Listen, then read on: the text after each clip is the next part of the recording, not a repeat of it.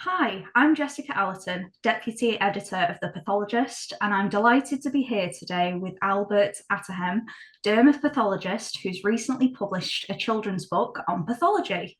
Welcome, Albert. So, before we get stuck into Albert's space pathology adventures, let's start with your experience in pathology. So, what first interested you in pathology, and how did you end up working in the field?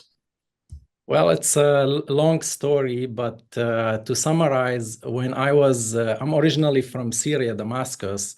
So when I was a child, like maybe 5 years old, my mom used to take me to school through like these old roads of Damascus, and we have a lot of jasmine and flowers on the street.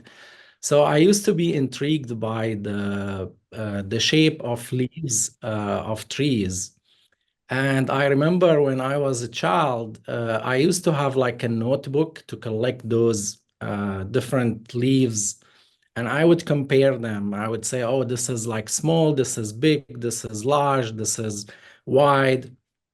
And this experience also like repeated itself when I would see like those leaves would change color during the seasons. So it was like fascinating to me to see like all these different leaves, shapes and colors. And later on, I became a medical student. So pathology was a very complicated topic to me in medical school and probably to a lot of medical students.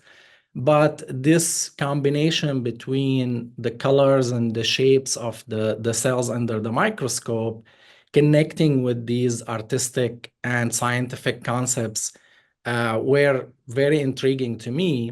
So I started becoming fascinating about like the story of pathology, and because of if you read the medical literature, most of the medical discoveries have been done by pathologists. So I was interested in the field of pathology.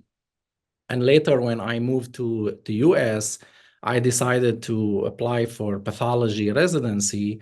And then obviously like doing like residency and fellowship and now practicing pathology, you get reinforced by the field and by the different experiences. So, but it's amazing, like to me, how connecting the dots, like uh, the when you go back retrospectively to your life experiences and you see like how as a child you were interested in different things, and then as you growing up you connecting those dots. So pathology made a lot of sense to me from that point of view, interested in art and science, and then practicing now pathology, all came together as like one beautiful field to be in.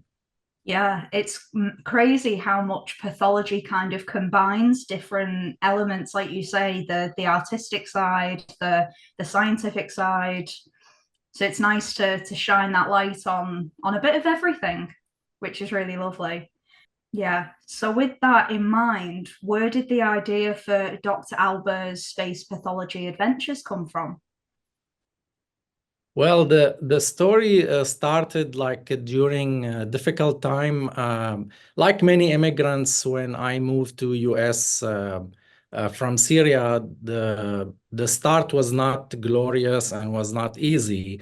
So I had a lot of difficulties. So during that time, and probably many people who will hear this will be shocked, but I was homeless for some time, and I lived in a homeless shelter. So during that time, I met my co-author, who became later my best friend, and she was like trying to help me to get on track. And during those times, we used to have a lot of conversations together about like medicine and pathology. And she used to ask me like, why do you want to become a pathologist? And she used to ask me like many public when they meet a doctor, if she has like a medical problem or her family has medical problem. She used to ask me about those problems. And because she was not from a medical background, I used to tell her about like those information in a very simplistic way. And our conversation was very enjoyable because I like to tell stories to people, and I think the art of teaching include like part of it is how to tell a story in a captivating way to tell the people about those like difficult information, but in a more entertaining way. So our conversation was very, very kind of interesting in a way. So when I matched into a pathology residency, in order for her to celebrate my success, she made me a card and she drew a pathologist as a teddy bear. And because my name is Albert, pronounced in French Albert, so she made that connection as Albert the pathologist. So I was like, wow, this is very interesting idea. And we started looking into like children literature to see like if there is any book about pathology for kids. Unfortunately, we couldn't find any. So we started like, I said like, okay, when I become a pathologist and financially stable, I'm gonna make this book for children to tell them about the story of pathology and also like to teach about the concept. And because of like this was interesting conversation between us, we decided, oh, let's write this book for inquisitive minds, for young children. If kids are interested in this field, will be good like to introduce them to this field. So we did a lot of research about like how to write because both of us didn't have any experience on writing books for children, especially like for science. So we had to go back and read and develop like different sketches and then the story like why did we choose, for example, the space? Because we can talk about this a little bit more later. Because of the ideas were at the beginning, if you saw like the original sketches of the book compared to the final version, the published version is totally different. So we decided, oh, this is would be like cool idea for kids to publish a book about pathology in more like a story fun way to introduce this difficult concepts. Yeah. It's really exciting to hear how it all comes together and how your life has evolved to this point as well. Um, Absolutely. yeah, so can you tell us a little bit about the book's plot and how much is pathology rooted within the whole narrative?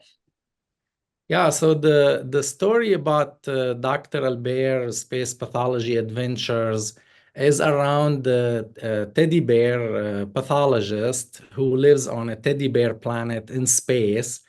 And he's surrounded by all these organ planets. So you have the skin planet, the stomach planet, the heart planet, and in space that full of basically troubles like our world right now, you see like a lot of problems happening around him.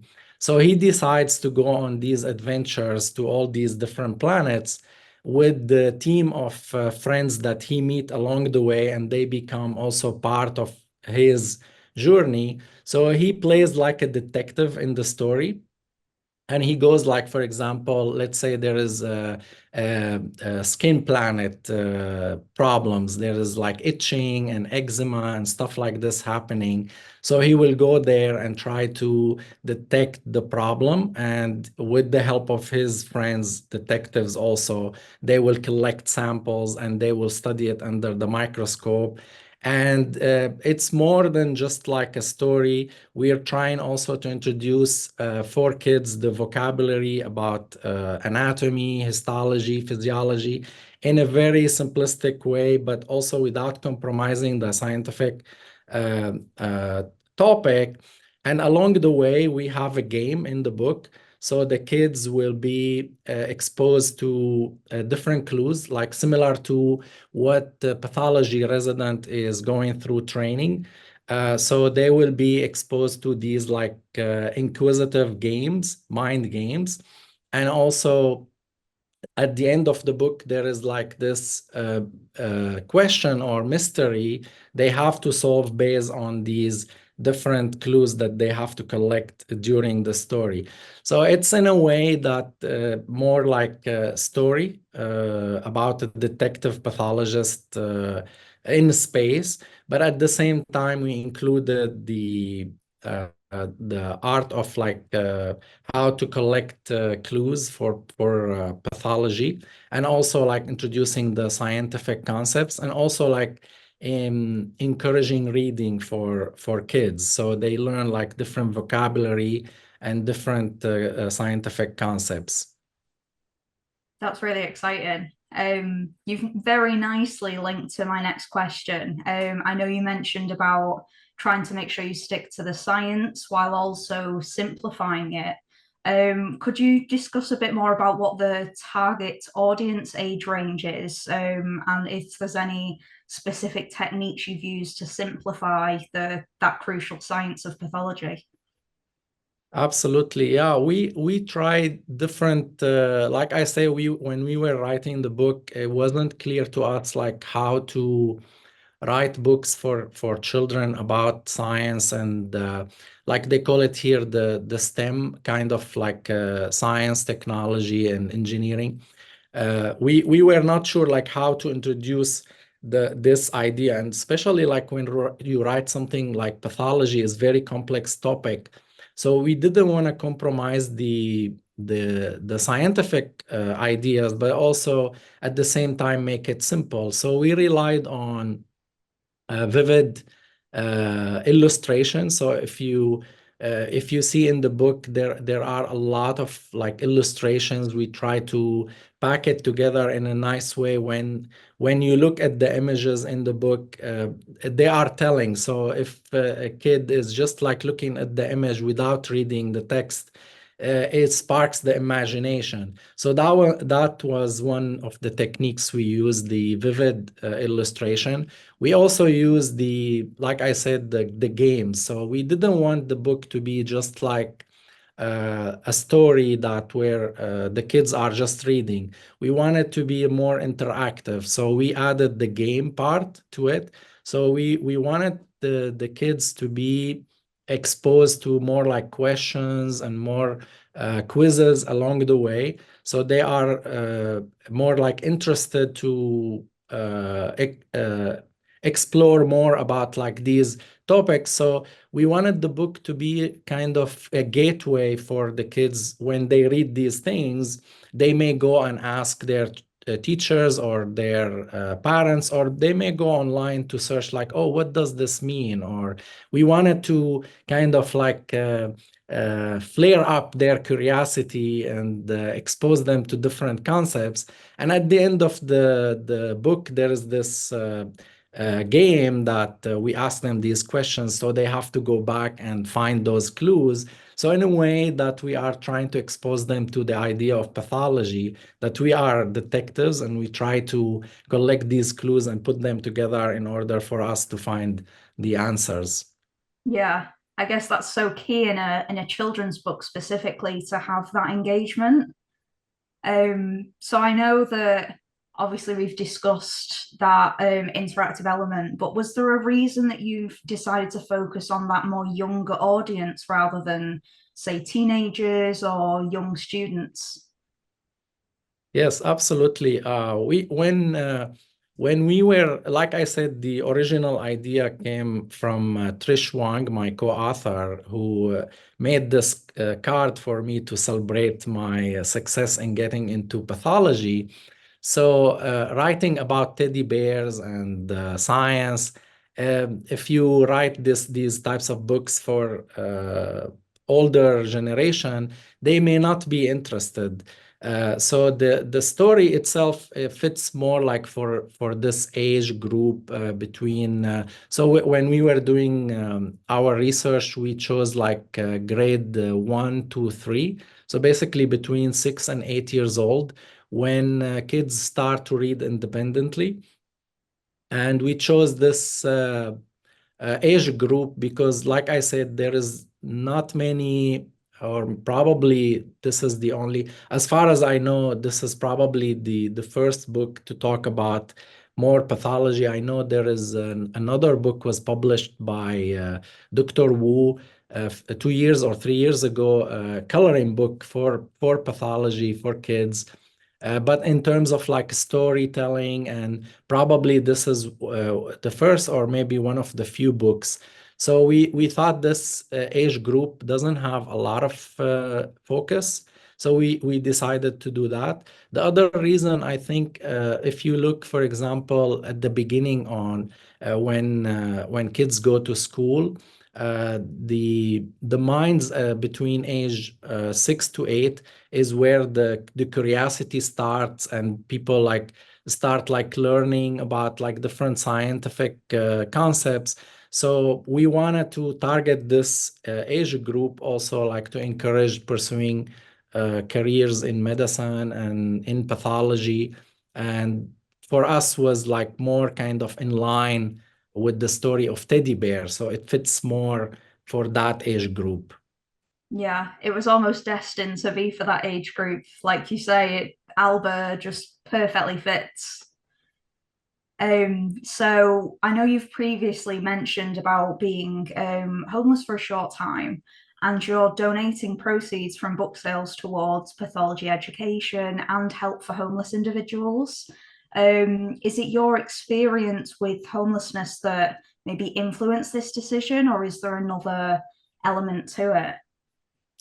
Yeah, absolutely. I think is all comes down to education and opportunity, at least from my own experience, my own life experience. People need these two. Like you need the education and you need the opportunity.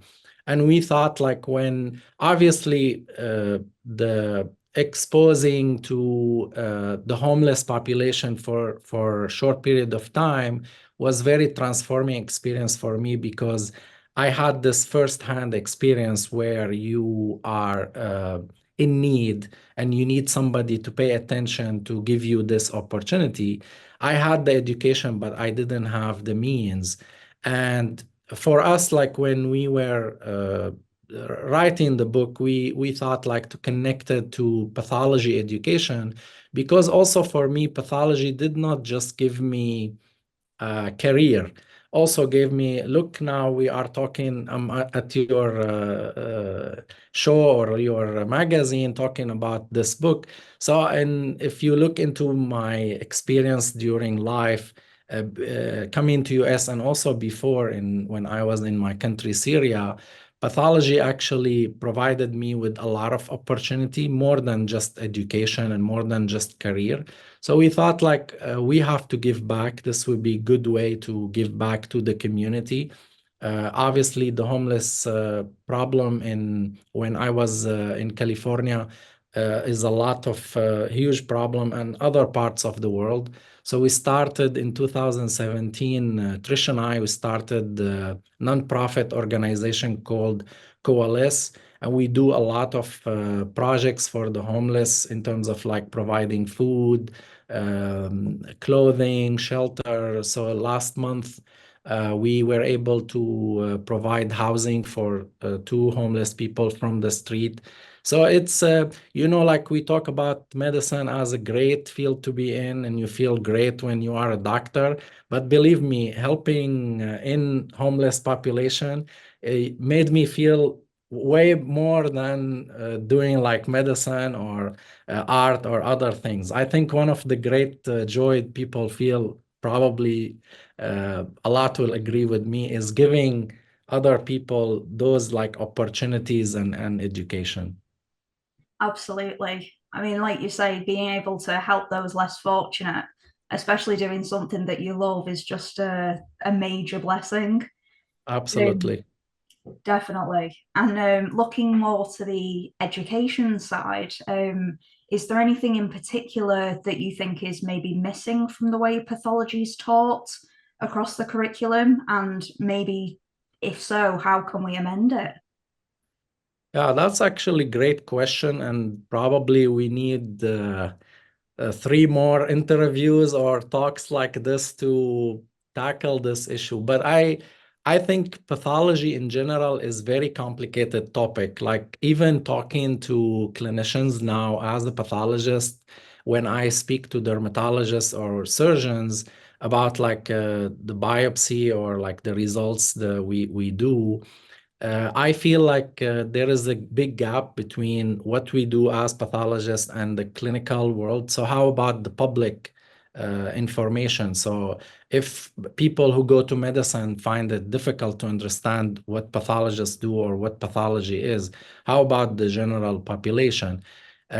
College of American Pathologists, USCAP, there are ASCP, a lot of organizations are doing great things to make pathology accessible and easy for the public. And what you do also as a magazine is actually great. I follow you on Twitter. I follow what stories you publish. I think is a great way to educate the public. This is we all interested about the same thing. We try to do what we can. I think our book is just also like a try to connect pathology to audience from younger population.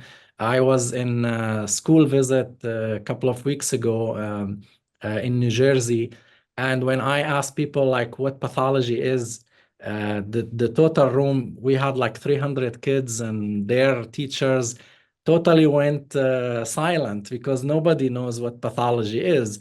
So I think one way we can do, like, for example, to make pathology accessible is to talk about the applications of pathology. So if you tell me, for example, if I am not a doctor and you tell me, oh, you have a biopsy from your skin because your skin is itching, if you tell me like during school, if you introduce pathology, for example, into the curriculum of chemistry, biology, and introduce those like vocabularies, I think it will help to introduce the topic to more public from early age. The other thing also literature, like, for example, I remember when I was applying for residency, a lot of people wanted to go to emergency medicine because of a series ER, or a lot of people wanted to go to internal medicine because of House. The drama about the Grey's Anatomy, all these like movies and stuff. So if you have TV shows about pathology, it will make it more applicable to the public and introduce those like different complicated topic. I think it will help to make people interested in pathology and study more pathology in a more like kind of application lens. Yeah, I think bringing our field into the media is just key to highlighting all the exciting things that pathologists do. And with that in Absolutely. mind, do you have any hopes for Dr. Albert's future? And should we expect to see more books lining the shelves? Yeah, actually, we are. If you see, like in the background, we are ready to launch different versions of the. We translated the book into four languages: the Arabic, Chinese, Portuguese, and Spanish, and we are ready to launch those soon. We are writing now the second book about Skin Planet. So Dr. Albert will travel to Skin Planet and tackle different skin problems and introduce the kids to those like terms in dermatopathology and dermatology in a more like a storyline. So yes, we are also thinking about including Dr. Albert with some activities for schools. So is we want the story not to be just a book and story for kids. We want it to be a gateway for kids to understand more about pathology and to understand more about like the science what we do. So yes, we have a lot of ideas cooking now in the kitchen, and hopefully in the future we will announce them to the public. That's very exciting.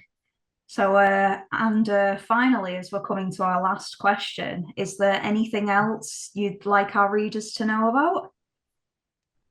I hope our book, Dr. Albert's Space Pathology, will spark the curiosity for people to read.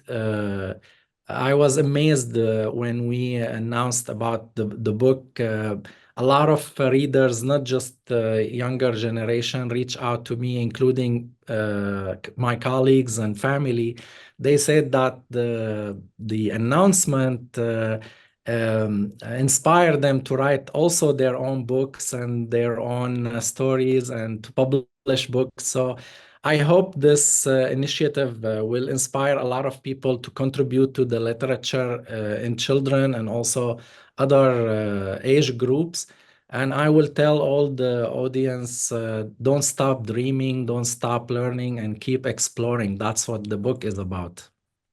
That's fantastic. Thank you so much, Albert. It's been lovely to speak to you. I can't wait Thank you very much. to see what you do next. Thank you. I appreciate the opportunity.